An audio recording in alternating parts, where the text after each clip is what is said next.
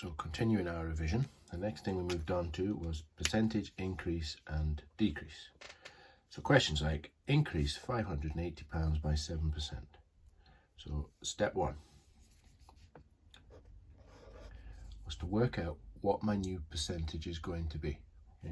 So we start with 100%, we're increasing by 7%, 100% plus 7%, 107%. Okay, if we then change the percentage into a decimal, we know 107% means 107 over 100. That's 1.07, that's step 2. Okay, then all we have to do is multiply our amount, 580, by this decimal, 1.07.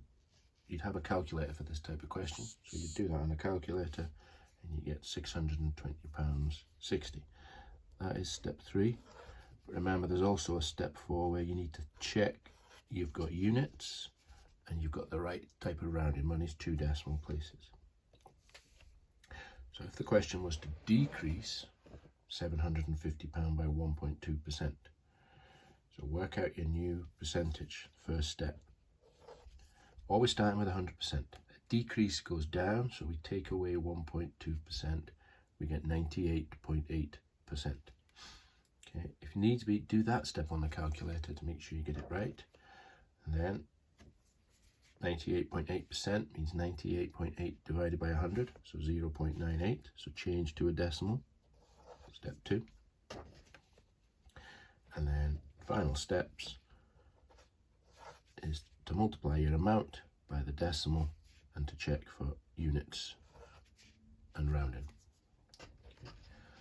The last thing that we've worked on is writing one number as a percentage of another.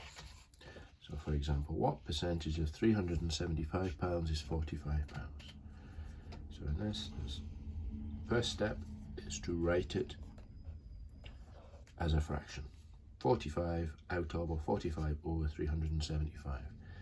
Step 2 is to remember that a fraction is a division. Okay, and then if you do that division, you change to a decimal. 0.12, and then to change from a decimal to a percentage, you just multiply by 100. So there's kind of 4 steps to this as well. You get the answer, 12%.